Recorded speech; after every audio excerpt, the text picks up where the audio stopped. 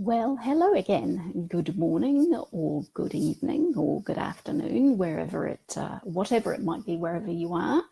I am, 11:44 on Sunday, the 4th of March, and I promised you a reading. So I have my trusty Kindle here with me, and what I'm going to do is read from Murf's point of view at the start of the story. And so you know from what I talked about yesterday that the meet cute for these two is on the Brooklyn Bridge. So hopefully this will give you a bit of an insight into Murf before he meets the lovely Rose. And I'm going to have to take my glasses off for this because I cannot see up here with my glasses on, which means reading is impossible for me, and unfortunately my arm is not quite long. Oh look, I can just about see it in focus here, but with the weight of the Kindle I won't make the whole of the reading, so you're going to have to deal with me with my glasses off while I do the reading. So here we go. We are in Murf's point of view, and for those of you who still may be confused, he is Todd Murphy, which is why the boys call him Murf. But of course Rose calls him Todd, just to make it a little more confusing for everybody. So here we go. I dreamed about having this life for years, but it seemed that touring wasn't the panacea that I'd expected it to be. It was hard work, real hard work.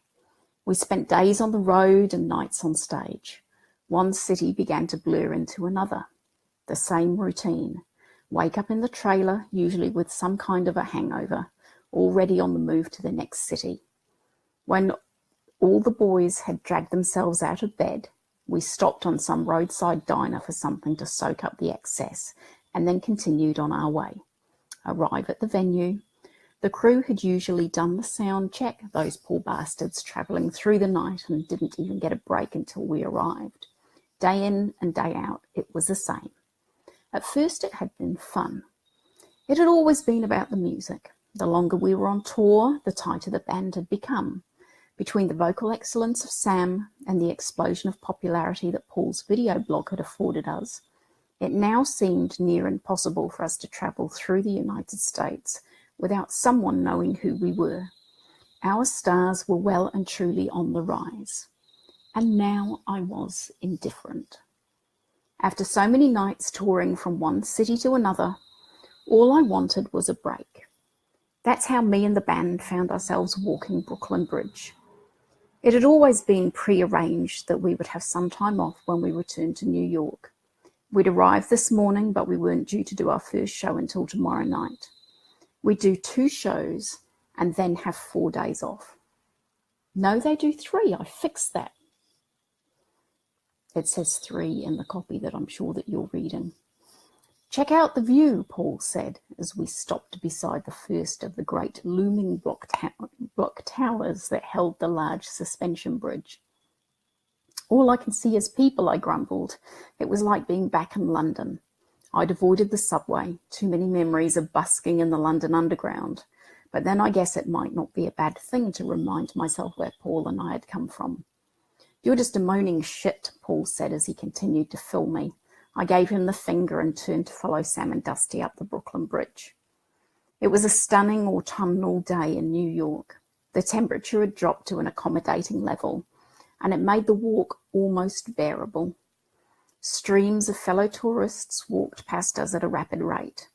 I was glad that we were doing this walk prior to the show. After the show, there would be little chance of us being out and about in the city without a reasonable number of the public recognising us. As things stood at the moment, as long as we kept our mouths shut, we had a chance of remaining almost incognito amongst our fellow international tourists. You've got to admit it's pretty impressive, Paul said as he fell into step beside me. He wore standard Rockstar apparel, black t-shirt, tight blue drainpipe jeans with his battered brown leather satchel hung over his shoulder. It held his assortment of cameras and digital equipment that he never wanted to leave behind in the van. How come you're so fucking cheerful on it this morning? Not that I needed to ask. Something about Paul had changed since he'd worked things out with Ashley. He shrugged and wiped a light sheen of sweat from his forehead. It's a beautiful day. He kissed the hand of the woman walking by his side, and I couldn't help but begin to see the rounding out of her body.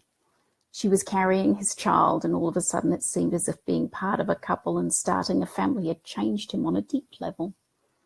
For years it had been me and Paul, the two of us relying on each other, getting in and out of scrapes, keeping an eye out for each other's welfare. Now Ashley was on the scene.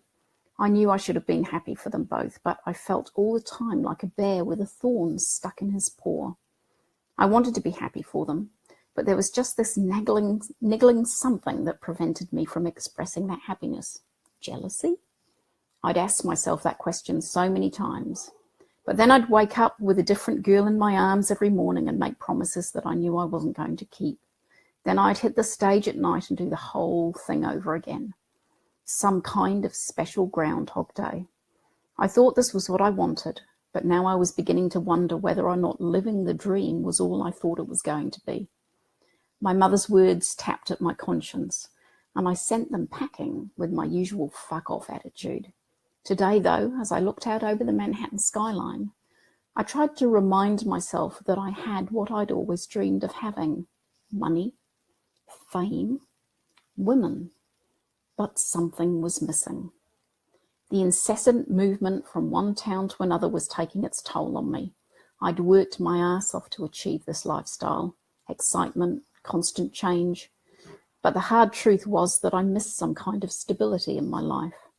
I'd always longed for change, and now I had it. I longed for some kind of stability. I hadn't realised how chaotic touring for months on end could be. Maybe we were being pushed too hard. But we had to work hard in the beginning. I more than anyone else, well, maybe aside from Sam and Julian, knew hard work was a part of the deal. We came to a halt at the first real photography spot. We were surrounded by tourists of all kinds of ethnicity. Our British accents weren't out of place in amongst the numerous languages being spoken around us. A young Asian couple sporting an elongated selfie stick were taking photographs of themselves with the Manhattan skyline in the background. Dusty and Sam waited their turn for the prime corner spot. When they had their chance, Paul took control, directing them on how to stand and making sure that the One World Tower didn't appear to be climbing out of either of their heads. It had been quite some time since I'd been in amongst such a large crowd of people. Growing up in London had been all about crowds. Yet it was amazing how quickly I'd become accustomed to the life of being chauffeured around and being apart from the everyday person on the street. "Murf, over here." Dusty's call above the sound of the milling crowd brought my attention back to where we were standing. "Get in here." I gave Paul the requisite middle finger, good for the fandom, and took my place beside Dusty so that we could record the moment of us all pretending to be tourists. In fact, as we walked further down the span of the bridge and away from the maddening crowds, a sense of relaxation began to creep over me. I started really seeing the landscape, the enormity of the structure that we walked across, the strange and soothing sound of the traffic and trains hurtling across a bridge beneath us, the occasional ringing of a bicycle bell as a regular New Yorker made their way across the shared pedestrian and bike space. "Hey Murf, come check this out." Paul called me over to the other side of the bridge. Then everything went black. So there you go. The meet cue, everything going black. So I hope you enjoyed that reading. And oh, hi, my friend. It's lovely to see Jennifer here and Shirley here. Hi, Shirley, waving at you. It's Sunday morning for Shirley as well. I think it's probably still Saturday night for Jennifer. So I hope you enjoyed the reading. Jennifer's saying something, but I can't read it. I've really, so it's a problem, glasses, no glasses are. Anyway, I hope you enjoyed the reading. I'm really enjoying being live for you. So if there's a time maybe that we can organise when we do some of these, or you guys want to send some questions, or if you just really enjoyed the reading, you know, like, share, all of those wonderful things. I can see little likes running across the bottom, which is really very cool. So this is probably the best way, I think, for me to interact with everybody, because I live down in New Zealand, which, as I have explained to so many people, is underneath Australia, which is right at the bottom of the world. There's only, I don't know, a bit of ocean, maybe Stewart Island and a a bit of ocean between us and Antarctica, so we're a long way away from lots of things, but it's a great place to live, like I keep saying. So I hope you enjoyed the reading. I will look forward to catching up with you again soon. And bye from a lovely Sunday afternoon in New Zealand. See you again soon.